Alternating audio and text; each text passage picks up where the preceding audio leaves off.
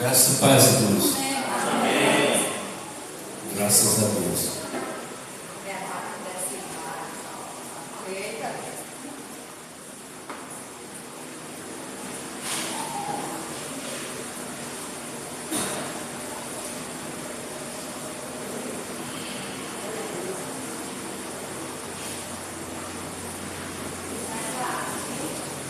Evangelho de João, capítulo 17. Evangelho segundo ele escreveu, capítulo 17. Glória a Deus.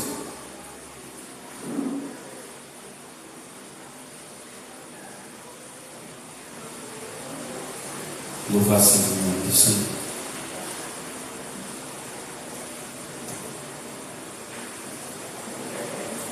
Todos encontraram? O versículo 3. Assim está escrito: e a vida eterna é esta, que conheçam a Ti só, o único Deus verdadeiro, e a Jesus Cristo a quem enviaste. Eu glorifiquei-te na terra, tendo consumado a obra que me deste a fazer. Graças a Deus. Glória a Deus. Jesus, nesta oração, ele fala de algo que é desejo de muitas pessoas,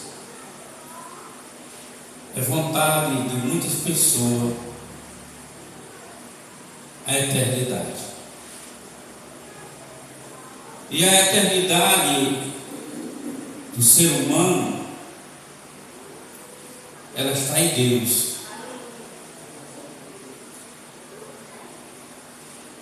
E essa vida eterna não é apenas a existência, porque você pode existir e não ter vida eterna,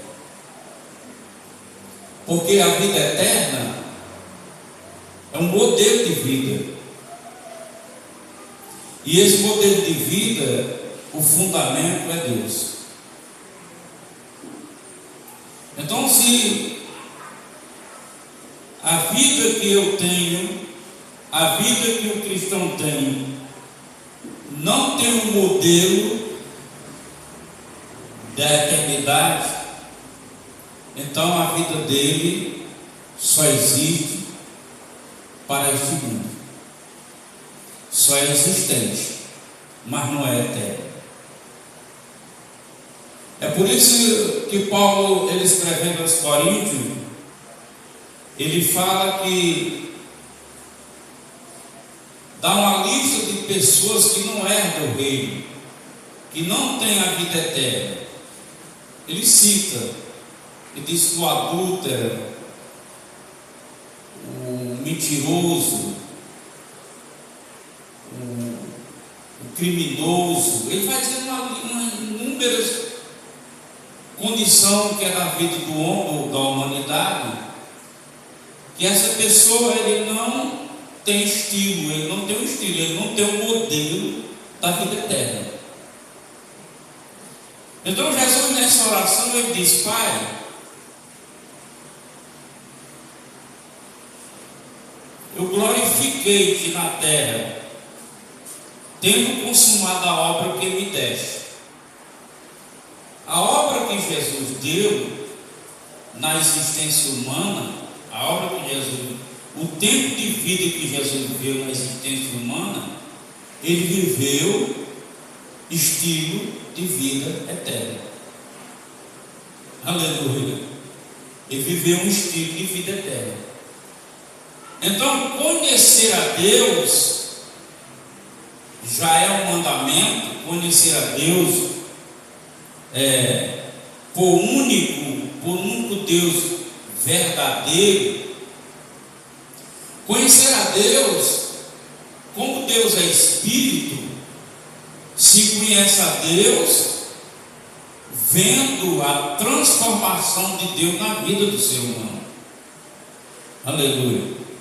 E essa transformação que é dada, que é feita na vida humana, é o que vai revelar a nova criatura.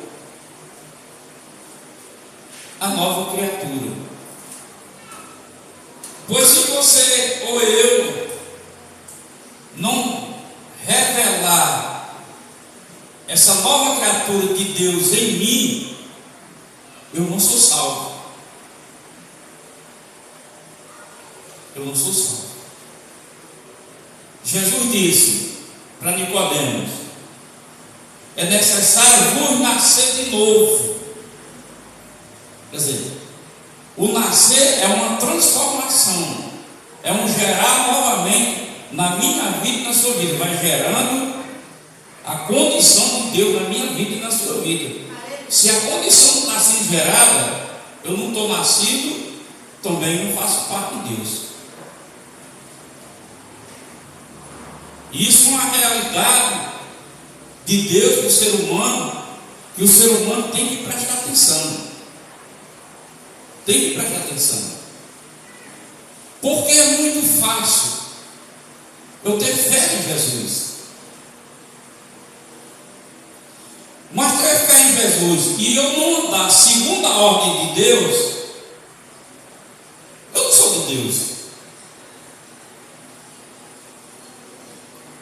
Porque ter fé em Jesus vai servir somente para eu me beneficiar das coisas que eu preciso, que Deus me supre para essa terra.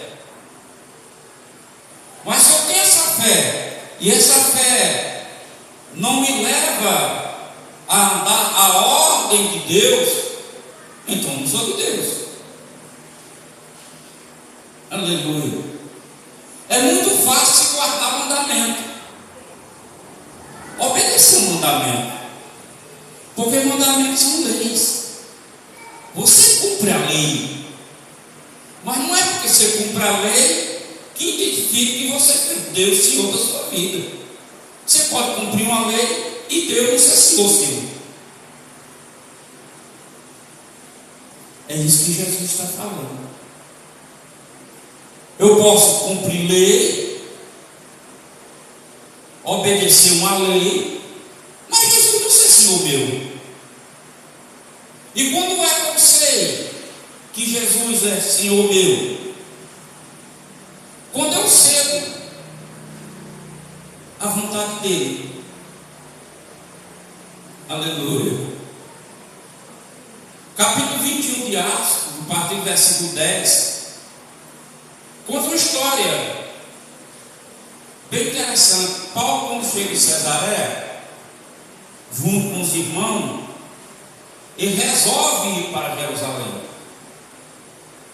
E antes Deus, pelo Espírito de Deus, tinha avisado ele: Paulo, tu desce para Jerusalém, mas nada tem para você lá que não seja cadeia e peia.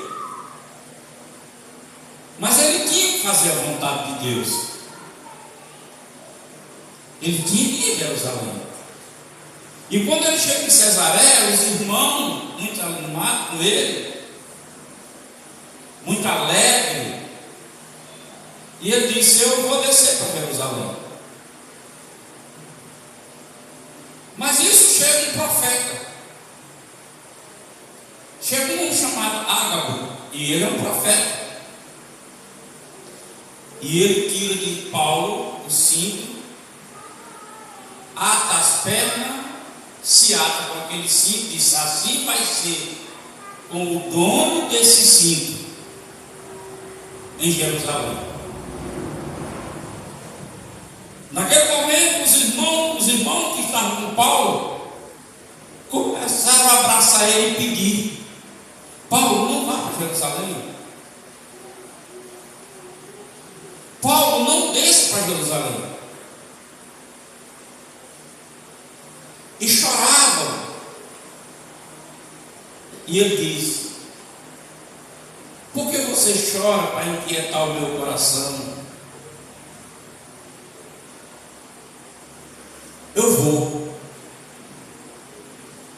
eu tenho que fazer a vontade do Senhor. Aleluia. Nós vemos o Brasil, um país que tem crescido muito o meio evangélico, mas você não tem visto mudança na nação, porque o evangelho pregado no Brasil é um evangelho pregado para fé, para uma fé de solução de interesse simplesmente humano. Aleluia.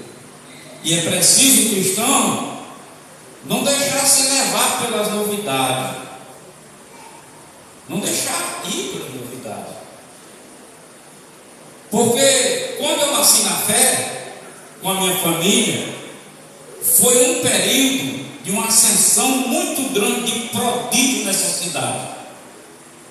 Milagre, eu vi milagres extraordinários, eu vi maravilhas extraordinárias. E a maioria das pessoas que provaram desses prodígios, dessas maravilhas, hoje estão desviadas. Hoje são desviados. Por quê? Eles conheceram atributos de Deus, eles conheceram as maravilhas de Deus, mas eles não conheceram a Deus. E somente quem conhece a Deus está disposto a ter uma vida aonde a vida que ele vive, ele cede para que Deus transforme.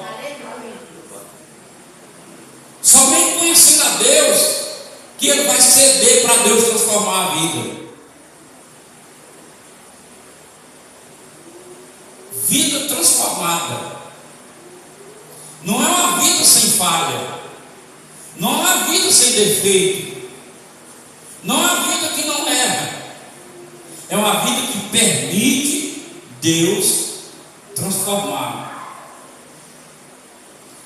Hoje no Brasil, a estatística mostra que o meio evangélico é o meio que mais se separa. A estatística mostra que no meio evangélico é onde há mais adultério. As estatísticas mostram que no meio do evangelho no Brasil é onde o povo é mais irado. Chega a se irar com facilidade, ter raiva com facilidade, ainda que essa raiva não leve a fazer aquilo que ele tem vontade, mas acontece isso, porque não conhece a Deus. A estatística mostra que no Brasil o evangélico é quem menos produz amor ao próximo. De todos os segmentos religiosos do Brasil, o evangélico é quem menos produz amor ao próximo. O evangélico não tem amor nem pelos irmãos da igreja que ele congrega. Por causa de uma falha, ele escarnece aquele pobre coitado. Sem contar de denominação diferente. Sendo de outra denominação, pior ainda. Então a estatística mostra que é o que menos produz amor próximo. Por quê? Porque não conhece a Deus. Porque o interesse do evangelho pregado é um evangelho que satisfaça a sua vontade, o seu querer. E o evangelho veio para esclarecer a condição de pecado do ser humano, não como um apontamento para para lhe desvalorizar, lhe humilhar. Não. Veio para revelar o seu pecado, mostrando Jesus como a solução para a sua salvação. Aleluia. Glória a Deus. Então, nós vemos o exemplo de Israel. Israel andou. Israel foi coisa maravilhosa de Deus. Você imaginou? Estão com fome, maná. Não quero mais maná não, eu quero é carne, hortaliça. Ah, mas não estou gostando não, só você fala com Deus. Não, mas se você quiser pode ir, vamos para o monte para falar e Deus se manifesta lá. Qual foi a atitude de Israel quando Deus revelou a glória, o seu glorioso poder e majestade, que os montes tremiam, fumegavam? Eles se assustaram. Moisés, deixa com você isso aí, pronto, não quero saber não, só quero que você traga o resultado para mim, traga o resultado e pronto. E o evangelho de hoje em dia está indo nessa direção. Até o evangelismo do evangelho de hoje é um evangelho que resolveu o seu problema terreno. Vamos para a igreja, resolver seu problema lá. Jesus cura você, Jesus resolve seu casamento, Jesus resolve suas finanças. Tenha fé, acredite. E onde há sistema de profecia no evangelho, aí é que a coisa torta mesmo. Aí é que a pessoa se ilude mesmo. Aleluia. Então Jesus disse: eu preciso que vocês, para você ter essa vida, vocês venham conhecer a Deus verdadeiro. E a Jesus. Por que Deus verdadeiro e Jesus verdadeiro? Existe um Jesus falso? Existe um Deus falso? Existe. E qual é o Jesus falso, o Deus falso? Eu já vou dizer. Jesus foi quem disse isso. Chegarão dias, chegará um tempo que muitos vão dizer: eu sou o Cristo, eu sou Jesus, eu sou Deus. A terminologia que Jesus está dizendo não é eu me fazer Deus, é o que eu estou apresentando a você, que é o Jesus. E o Jesus que é apresentado hoje é um Jesus que só satisfaz a vontade do homem. Não é um Jesus que peça para que você sirva. Então Paulo, ele chorava, o povo, eles não têm que ir para Jerusalém, porque eu tenho que fazer a vontade do Senhor.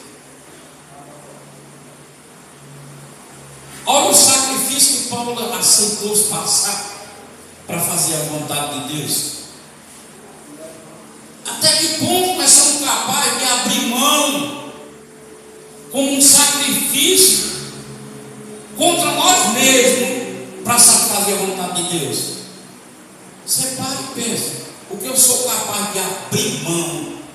Eu tenho que abrir mão disso aqui para ficar legal com Deus. E veja se você realmente tem coragem de abrir mão para satisfazer a Deus. Porque eu já fiz isso comigo mesmo. Eu já fiz comigo mesmo. Eu estava até dizendo para a Rayane ontem. Você pensa que foi fácil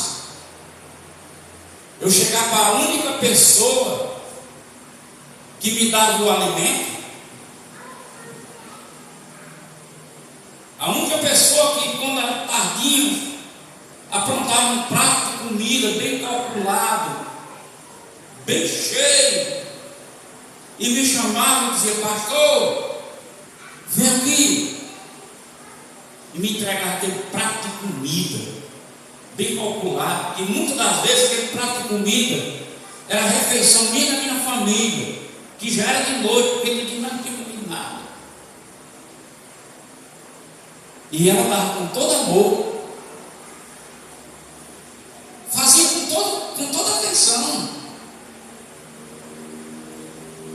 fazia, tirava da família, preparava o meu e me chamava. Mas eu precisava passar por essa experiência agora com Deus de forma diferente. Era Deus que estava usando ela, que era a irmã Creuza, para me dar esse prato de comida, que era a refeição do dia da minha família. Porém, Deus me chamou para a obra e disse: a partir de agora, larga tudo isso, tem que confiar em mim. E eu ir de encontro a ela e dizer: irmã, não fique chateada não fique com raiva de mim, não tome por orgulhoso, é porque eu tenho um propósito com Deus. Não me leve mais esse prato de comida. Olha a experiência. E você tomou essa decisão por quê? Porque Deus me chamou para a obra e disse que ia cuidar de mim. Se eu ficasse sendo cuidado por ela, eu não ia ser cuidado por Deus. Mas as coisas foram ficando difíceis e eu peguei um serviço. Não que Deus proíba o homem trabalhar, o empregador trabalhar, um pastor trabalhar, não é isso. São chamados diferentes. Eu até aconselho alguns pastores a trabalhar. Você tem condição de trabalhar e assistir a obra direitinho, sem negligenciar trabalho para ajudar. E assim eu fiz, eu trabalhei. Porém, eu orando, Deus falou, não dá. Eu não estava confiando nele, não. Eu não estava confiando nele. E eu voltei para a casa do homem que estava trabalhando e disse: olha, eu tenho dinheiro aí dentro, eu tirei diário, não fiz emprego, mas eu vou deixar tudo dentro. Não vem mais trabalhar não. E quando eu comecei esse ministério, Deus falou comigo: não fala em dinheiro. Não fala em dinheiro, porque se você falar, todo mundo vai lhe taxar. Eu disse: você vai falar dinheiro não. E eu passei 6 meses pregando, não falava e ninguém se oferecia. Nem eu pedia, nem ninguém oferecia. Nem oferta, nem dízimo, nem nada. Eu não tocava nem bastante. E Josildo aqui em casa, eu dei, pelo amor de Deus, só eu você, essas crianças. Nós estamos passando uma situação, não deu um tempo que Deus está cuidando de nós. Até Deus usar uma pessoa e levantar uma oferta. A pessoa levantou a oferta. Levantou numa noite. Uma noite seguinte, na frente, Deus levantou outro para outra oferta. E a partir daí entrou o primeiro dízimo no outro culto. Uma pessoa chegou e perguntou: onde é que ele devolveu o dízimo? Devolveu o dízimo. Se eu falar em dízimo. Aí umas pessoas chegam a dizer: onde é que eu coloco a oferta? Para vocês mais velhos que começaram comigo, sabem, as primeiras ofertas tiradas na igreja eram tiradas dentro da Bíblia. Quem me deu um ofertóriozinho pequenininho, que não existe esse ofertóriozinho pequenininho, foi a irmã Mazine, na Alice. Fez uma caixinha e me deu. Hein? E esse também. Mas não foi iniciativa minha. Foi Deus trabalhando. Agora, como é que eu vou saber se eu estou conhecendo Deus? Porque Deus, nós não paramos de conhecer não. Como é que eu vou saber que eu estou conhecendo a Deus? O Deus verdadeiro. Quando eu vejo a minha vida sendo transformada.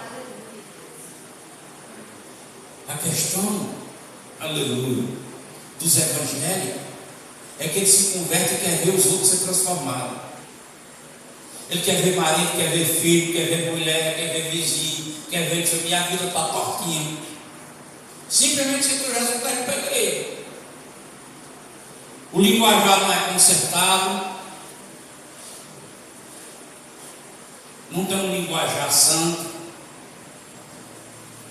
Não é que não possa brincar, mas tem que ver quais são as palavras que são ditas numa brincadeira. Certas conversas de ímpio, que a gente está no meio, a gente tem que ter um cuidado para ver se não vai dizer a mesma coisa que o ímpio está dizendo. Por quê, pastor? Porque Deus o santificou. Os nossos lábios agora é santificado para produzir fruto de louvor para Deus. Aleluia. Então, essa transformação na minha vida e na vida de vocês consiste no meu querer, não consiste em Deus. Deus faz a obra, mas consiste em mim. Consiste em mim eu ir vendo o que não está certo e ir mudando. E ir mudando.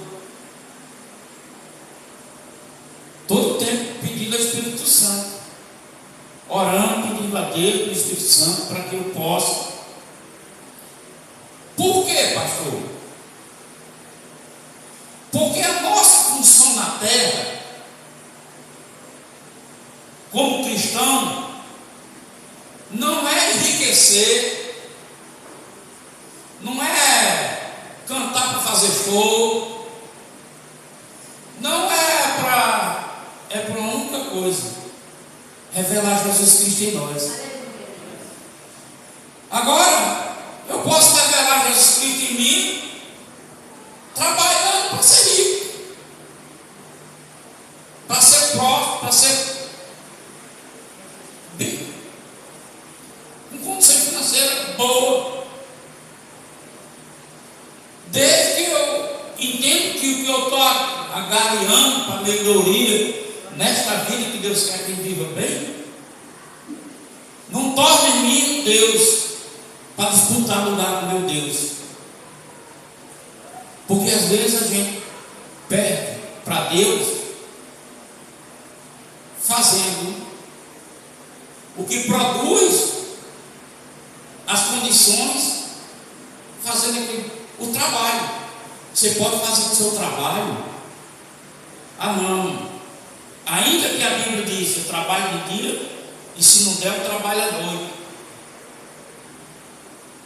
Mas isso não é um padrão para o cristão. É uma saída em uma situação. Mas a pessoa ficar relapso para estar com Deus, por causa do serviço, está fazendo o serviço de Deus. Porque eu estou trabalhando mais para poder ganhar mais. Então o valor está sendo mais importante do que Deus. Nós precisamos separar isso. Aleluia. Fazer distinção dessas coisas. A vida eterna é esta: que eu conheço a Ti só, por único Deus verdadeiro. Único. Quando eu falo de único, fala de primazia, prioridade. Fazer Deus ser primeiro nas nossas vidas. E como ele disse que a vida eterna é esta, fazendo Deus primeiro ser na minha vida, começa ao amanhecer. Primeira coisa que eu faço ao abrir os meus olhos é voltar o meu pensamento para Deus com gratidão. Senhor, obrigado, acordei, estou vivo. Uma constelação, muito obrigado. Eu tenho uns afazeres a fazer, e no momento, não sei se vai dar para orar, conversar um pouco mais com o Senhor, mas eu vou fazer, mas eu vou tirar um tempo para que eu possa ter um tempo com o Senhor. Aleluia. É agendado. Eu estou agendando Deus. Deus, estou agendando. Muito obrigado pelo amanhecer. Vou fazer mais tal hora, tal momento eu paro. Aleluia. Glória a Deus. E naquela hora que você parar para cumprir a agenda que você agendou, quem é que está te esperando? Deus. Ele está ali te esperando. Aleluia. Glória a Deus. Aleluia. Então, o Brasil, como eu disse, que tem um crescimento muito grande no meio evangélico, mas grande maioria não conhece a Deus. Ele conhece as maravilhas, e quando as maravilhas estão sendo presentes na vida dele, ele está indo em frente. Quando, por alguma razão, ele não alcança as maravilhas, então, ele começa assim. Grande maioria começa mudando de igreja. Ele começa mudando de igreja, começa a olhar no canal, na televisão, um comentário, um testemunho. Vou lá visitar. Ele vai ver se lá ele consegue a bênção que ele queria, que ele quer tanto. Jesus fala em Mateus capítulo 6 sobre essa terceirização da fé. Ele fala sobre a solicitude e ele chega a dizer: homens de pequena fé. Ele cita os lírios, ele cita, porque ele diz que a vida é mais do que tudo. A vida é mais, quer dizer, a vida não é só existir, não é só agarrar para a minha vida, não é só eu existir. A vida é mais. Porém, não fique preocupado. Você não fique preocupado. Você não fique inquieto. Homem de pequena fé, não fique inquieto. E ele encerra depois de dizer assim: buscar em primeiro lugar o reino de Deus, a sua justiça. Aí diz: porque cada dia ele será o seu mal. Cada dia. Homem de pequena fé. Porque esse assunto da solicitude trata-se de um assunto de fé, de confiança. É um pedido de Deus para que a gente tenha confiança nele. Por isso que ele diz: você não pode mudar um código na sua vida. Você tem que confiar nele. E só confia em Deus depois que conhece, porque a fé faz conhecer. Aleluia. Glória a Deus. Então, homem de pequena fé, homem de uma fé que deixa se levar pela dúvida, que fica preocupado. Aleluia. Homem de pequena fé. Mas buscar em primeiro lugar o reino de Deus. O que é? A gente escuta muito isso. O que é buscar o reino de Deus? É se voltar para a fonte. De onde vem o original do céu? É voltar para o alto, para o céu. Voltar para o próprio Deus. E onde está esse Deus? Você tem que encontrar ele dentro de você. Ele está em você. Você vai encontrar ele dentro de você. Aleluia. E ele dentro de você vai lhe realizar. Então, as circunstâncias que faltam não vai falta. Você está realizado. Você não tem, mas não vai fazer falta. porque você está realizado. Aleluia.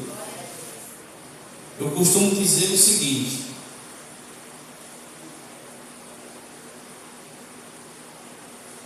dor e sofrimento, parece coisas bem parecidas, mas não é. Sofrimento é o que você sente pelo que você dá valor.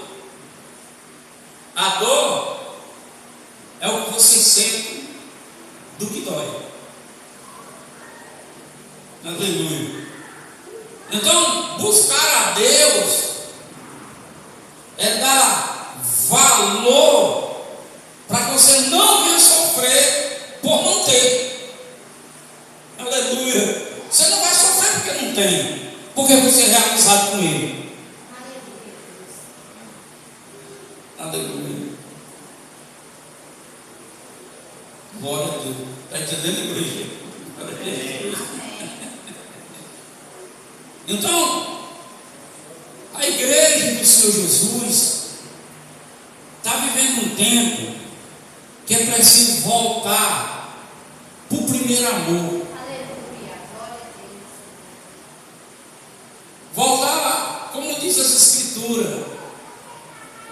Vê lá onde foi que você falhou, onde você caiu. Começa tudo de novo. A carta dos Hebreus, capítulo 6, ele fala algo muito interessante.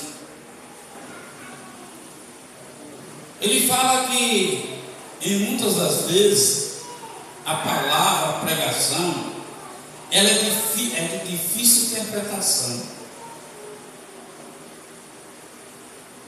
É tão difícil de entender. Aí ele explica o porquê. Ele explica que se torna difícil porque pelo tempo que você é crente, você já devia estar ensinando, mas você não tem se interessado nem aprender, quanto mais ensinado, isso você nega. Você já devia estar ensinando, mas você não se interessa nem para aprender, como é que você vai ensinar?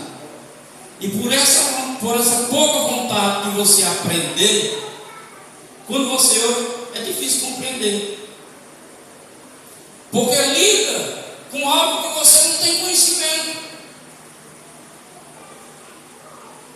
Então é preciso a igreja do Senhor voltar para começar a buscar a Deus, para conhecer a Deus, para ter essa confiança, essa segurança nele. Diga glória a Deus. Glória a Deus. Tem que voltar, nós temos que voltar para isso. Nós estamos vivendo um tempo onde o evangelho está embriagado. O evangelho na vida das pessoas estão embriagadas. E a questão da embriaguez, porque o evangelho deixou de ser uma proclamação universal para ser uma proclamação denominacional. Deixou de ser universal para ser denominacional. Se você for estudar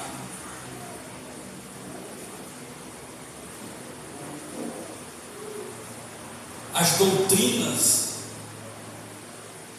das igrejas, você começa a perceber o quanto está distante do reino de Deus. Quando você começa a estudar, você começa a perceber o quanto está distante do reino de Deus.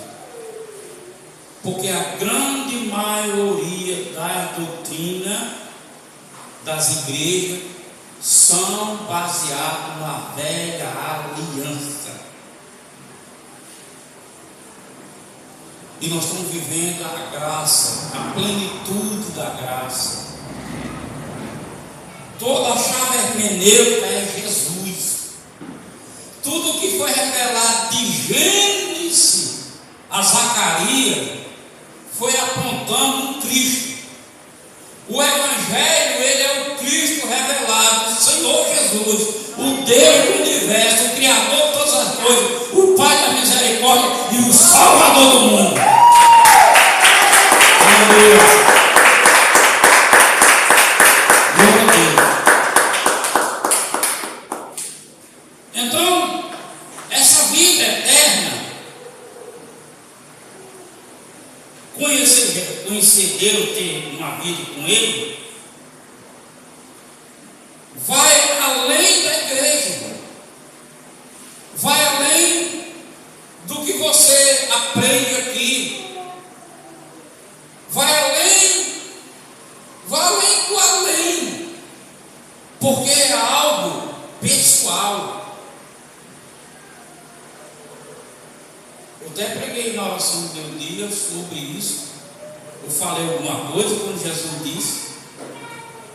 Quando perguntaram a ele, disse: quem perseverar até o fim, esse será salvo. Jesus falou disso aqui.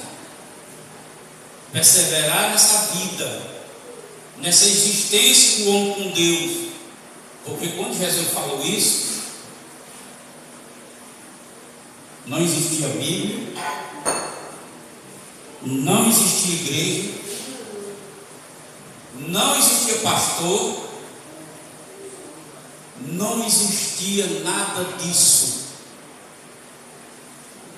Então Jesus falou de uma coisa além de tudo isso. Isso é complemento do que eu sou em Deus.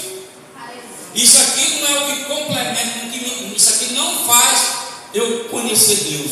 Eu conheço Deus para vivenciar o que eu estou vivendo aqui na igreja. Isso aqui é o evangelho que nós vivemos aqui. Ele diz: olha, quem perseverar até o fim, quem tiver a confiança de acreditar, porque conhece Deus, tem a certeza do Criador, esse que perseverar até o fim. Aí o mundo confunde isso. Você tem que perseverar na igreja. Você sai da igreja, você está perdido. Você tem que perseverar na doutrina da igreja. Olha a distorção que há. Não tem nada com dele. Então, para mim, a grande maioria dos evangélicos continua cego, miserável e nu. A maioria. Até mesmo os ensinantes, os mestres que estão ensinando, até muitos deles ensinam o que aprendeu na denominação, mas não ensinam uma vivência que ele tenha vivido com Deus. Eu disse para um casal da igreja aqui, em relação a uma situação que estão vivendo, eu disse: mude a maneira de olhar. Você está olhando a situação que você está, as condições que você está vivendo, onde você está. Agora, em vez de você olhar para essa situação, tem que passar mais tanto dia, está passando por isso, por aqui. Em vez de olhar, olhe o quanto Deus é bom. Porque o início da situação era grave até para a morte. E a coisa foi amenizando. Quer dizer, um dia mais ou dois, se ficar aí, é para trazer como resultado final de uma cura que Deus fez para vocês. É só olhar o contrário. Mas você só olha o contrário se você conhecer a Deus.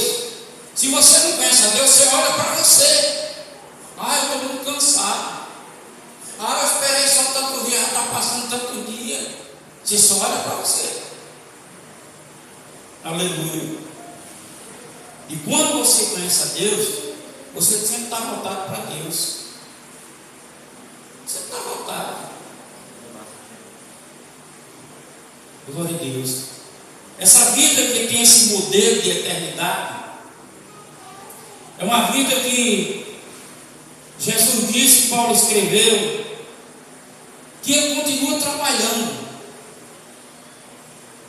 Ele continua trabalhando. Ele vai trabalhar até a vida de Cristo.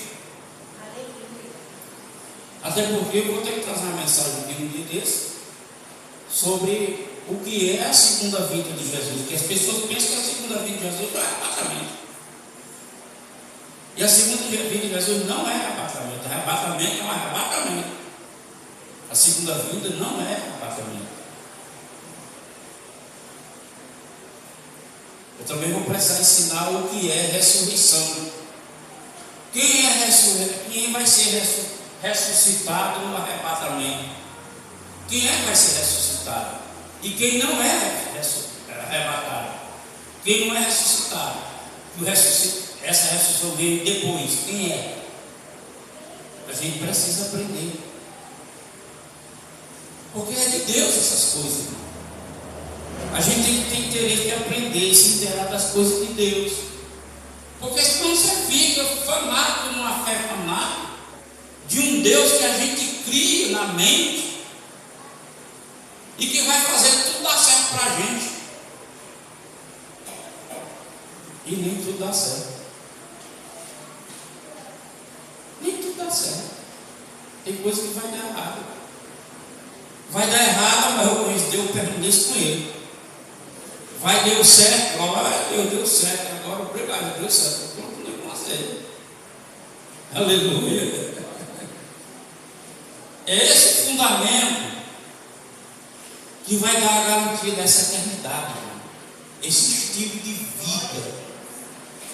Não é deixei de beber, deixei de fumar, abandonei a idolatria. Gente, isso não é eternidade, não. Tem gente que não é idólatra, tem gente que não bebe, tem gente que não fuma, tem gente que não adultera e não quer nem saber de Deus. É outra coisa. Tem estilo de vida. Não é eu não fazer, é eu não querer. Estilo de vida eterno não é eu não fazer. Eu não fumo mais não. Mas olha para uma pessoa, meu Deus, é muito bonito, olha o cheiro, mas não fumo mais não. Não é não fazer. Não, agora não adultero mais não. Sou de Jesus, não tenho mais não. Mas aí não pode olhar uma mulher que mulher se meter. Não é não fazer, é não querer, é não ter o desejo. O estilo é esse. O estilo é esse. Não é não fazer, é eu não querer. Por isso que Paulo diz: eu posso todas as coisas. Posso todas as coisas, mas eu posso tudo. Só que não me convém, então eu não quero. Eu não quero, mas eu não posso. Eu posso. Eu posso. É porque eu não quero. Aleluia. Você não pode, não, pastor? Eu posso sim. As pessoas ficam todas espantadas quando eu digo isso. Pastor, você não pode? Não, eu posso sim. E é bom, velho. Só que eu não quero. Aleluia. Pastor, é verdade que todo mundo quer oferecer, não? Porque o mundo não tem. Que isso, gente? Não tem muito o que oferecer. Coisa muito boa. Só que leva a caminho de morte. Mas tem, e é bom. É bom. Mas eu não quero. Eu não quero. Forró não é bom? Passa a noite enganchado com a caboclo, com um caboclo. Não é bom? Claro que é bom. Claro que é bom para quem gosta, beleza, velho. Se agarrar com o caboclo que olhou e nunca teve a oportunidade nem de reparar por causa do forró, vai estar lá, velho. É bom. Agora eu tenho um estilo de vida eterna. Eu não quero. Aleluia. Eu não quero. É isso que vai fazer a diferença na sua vida e na minha vida, irmão. Quando eu conheci a Deus para confiar nele, para essas escolhas, essa decisão estar fundamentada dentro de você. Fundamentada. Essa vida que é mais do que a existência, ela é mais do que o meu existir. Porque eu posso existir, quantas pessoas não existem? Eu conheço pessoas que vegetam. Ele está existindo, ele existe. Ele não está existindo, ele não morreu, não salvou o plano Terra. Está existindo, mas não tem eternidade. E o que Jesus está falando é que nós temos essa vida, uma vida que tem a existência. Ter existência nessa vida, eu vou trabalhar, eu vou procurar emprego, vai viver a vida. Você vai existir com sua vida aqui, só com uma vida com modelo de vida eterna. Aleluia. Sem pecado. Eu não quero. Aleluia. Eu não quero. Não ceda. Não ceda. Confie em Deus. Aleluia. Você começa a orar. Duas coisas para a igreja que nós cristãos temos que orar direto. Jesus, confirma em mim todo dia o novo nascimento. O que é confirmar todo dia o nascimento? Hoje, na hora da merenda aqui, eu disse uma coisa. A gente, quando nasce na carne e começa a crescer, começa a dizer: não vejo a hora para inteirar 18 anos. Eu quero. Era eu assim, eu fiz assim. Bater pé, a moça disse: eu quero casar, o rapaz disse: eu quero ter liberdade. Cada um tem seus projetos. No reino de Deus é diferente, Jesus disse. A gente nasce velho e se torna criança. Ele disse: se você não se tornar no meio de um montão de marmanjo, tudo gente velha, ancião, se você não se tornar como uma criança, você não verá o reino do céu. Se você não tornar, não é você ser como uma criança, ficar como uma criança, não, você é adulto, mas como uma criança. E o que é no reino espiritual ser criança? É não ter malícia e viver na dependência do Pai. Aleluia. E viver na dependência do Pai. Então essa vida eterna consiste nisso. Consiste nisso. Todo dia o Senhor me faz nascer de novo. Vai gerando em mim esse novo nascimento. Para você ir se libertando de alguma coisa que a gente tem em prática ainda velha. Às vezes uma palavra torpe. Uma palavra torpe, uma palavra imoral. Jesus.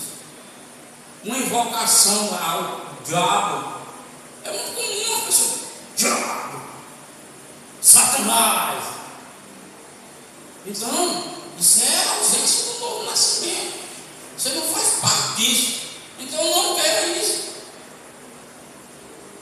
Faça nascer de novo, Jesus. Todo dia o Espírito Santo manifesta Cristo em mim. Todo dia. Seja manifeste o Cristo na minha vida. Aleluia. O Espírito Santo manifesta o Cristo na minha vida. Faça transbordar em mim. Todo dia. O que é isso, pastor?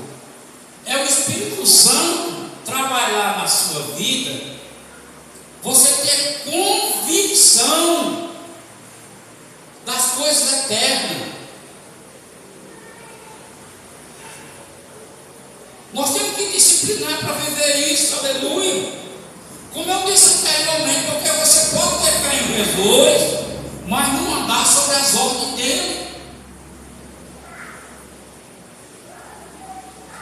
Porque eu posso dizer: Jesus te ama, Jesus te ama. Ele diz: aquele que me ama faz guardar a minha palavra.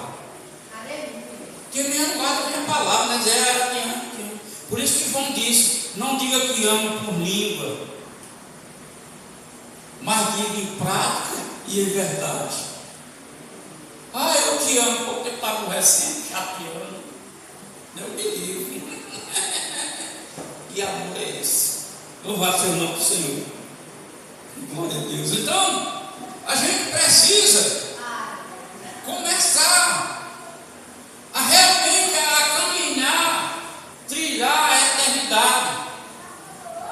Lá é o final. Lá é apenas o final que nós vamos chegar. Mas nós temos que trilhar. Aleluia. Esse estilo de vida maravilhosa. Glória a Deus. É muito bom. Só aprendi bem a ouvir na fé. Assistir o culto e eu educava minha família. Conversar com as que tinha mais contato com as meninas, e eu conversar bem, assim. Não deixa de se levar. A pessoa que Deus não deixa de se levar, não. Você está junto, mas não deixa de se levar, não. E o que a gente vê hoje é crente ser inclusive por todo mundo. Principalmente por líderes.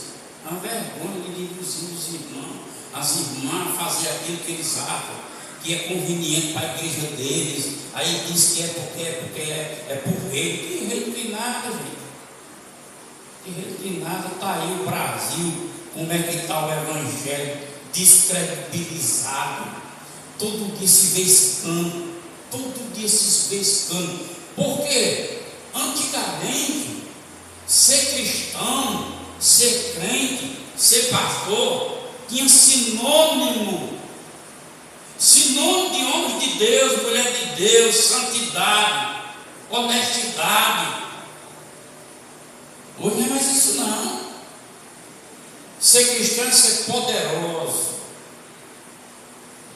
ser maioral. Hoje em dia é assim. Antigamente ser sinônimo. Aí, com o mau testemunho dos cristãos, desperta a curiosidade. Isso é bíblico, irmão. Paulo escreve: a criatura vive na expectativa da manifestação dos filhos de Deus. Aí eles olham para mim como um pastor com uma má obra, vai se descredibilizando todo o tempo. Olha para o cristão com uma má obra, a gente vê aí direto as confusão, é adultério, é prostituição do pastor, é roubo. Você vê, aí só dá escândalo. É esse cuidado que eu tenho. É isso, é o zelo que eu tenho com você, porque eu até sou bem chato. Mas eu não quero prestar conta diante de Deus de uma coisa que eu deixei de ensinar, não. Eu quero que você fique ciente. Eu ensino. Isso aqui, irmão, não dá nem vontade de assistir um culto desse. Poucos querem ouvir isso. Poucos querem. Você sabe qual é a pergunta que me faz dos crentes no meio da rua? Qual é o dia de culto de doutrina? Agora existe doutrina mais legal do que essa aqui? Mais original, mais santa. Lá não tem doutrina, não. Está lá toda palavra doutrinária. Quando é aquela campanha de prosperidade?